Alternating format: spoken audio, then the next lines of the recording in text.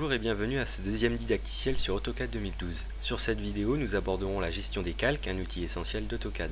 Avant de commencer à dessiner sur AutoCAD, il est indispensable de penser à l'organisation de notre dessin afin d'avoir un plan pratique et lisible. Tout d'abord, qu'est-ce qu'un calque? On peut dire que c'est une sorte de feuille de dessin à laquelle on peut intégrer des parties de notre dessin, comme une ligne ou une cote ou encore un bloc. Il est donc possible de gérer ces feuilles à la manière de calques que l'on pourra superposer ou pas sur notre écran de dessin.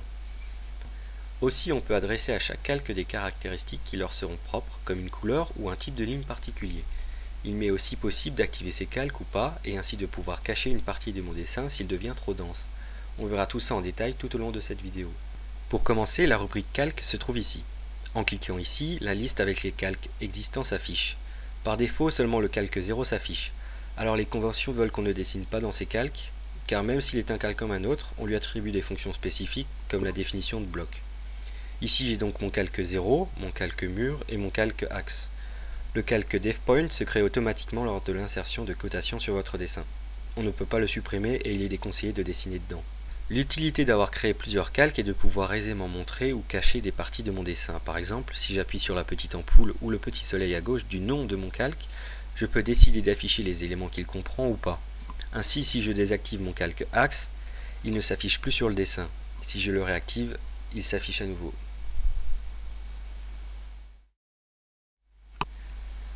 Comment on va créer un calque? Comment lui attribuer une couleur, un type de ligne, une épaisseur ou un nom? Le gestionnaire me permet de gérer tous ces paramètres. On y accède en cliquant ici sur Propriétés du calque. Une fenêtre apparaît avec plusieurs éléments. Dans un premier temps, on remarque qu'à côté du nom d'un calque se trouvent toutes ses caractéristiques, à savoir l'épaisseur, le type de ligne et sa couleur. Prenons un exemple. Je souhaite dessiner des cloisons à l'intérieur de mon bâtiment, mais par la suite j'aimerais bien pouvoir les dissocier de mes voiles. Je vais donc pour cela créer un nouveau calque que j'appellerai cloison.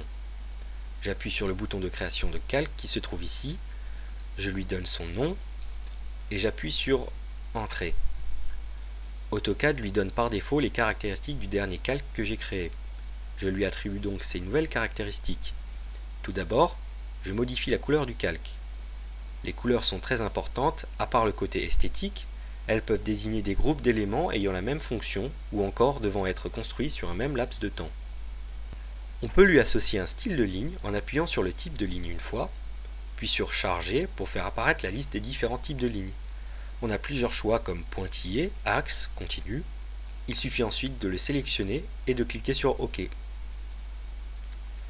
Une fois qu'on a choisi le type, on peut modifier son épaisseur. En général, on choisit une épaisseur de 0,18 pour les axes et les hachures par exemple. Mais attention, les épaisseurs ne sont pas visibles par défaut sur votre dessin, mais nous avons vu qu'il est possible de les rendre visibles.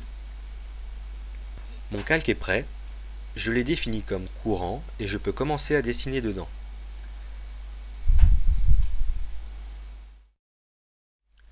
Interaction avec les calques. Comme nous l'avons vu avant, il est possible de désactiver ces calques si nous ne voulons pas faire apparaître certains éléments. Il m'est également possible de verrouiller un calque à l'aide de ce petit cadenas. Si je verrouille, le calque apparaîtra toujours sur le dessin, mais je ne pourrai pas interagir avec les éléments qui lui sont associés. Si pour une raison ou une autre, il faut que je change les caractéristiques d'un élément dans un calque, je peux toujours le faire grâce à la barre d'outils d'état des lignes. Elle se trouve ici et on voit qu'à l'aide des listes déroulantes, je suis libre de changer les caractéristiques de l'élément que j'ai sélectionné.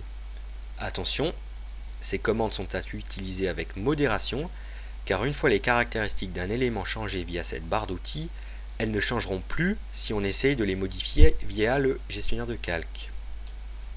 Enfin, il est possible de passer d'un élément d'un calque à l'autre simplement en le sélectionnant et de choisir le calque d'insertion voulu dans la liste déroulante des calques. Il prendra alors les caractéristiques du calque choisi.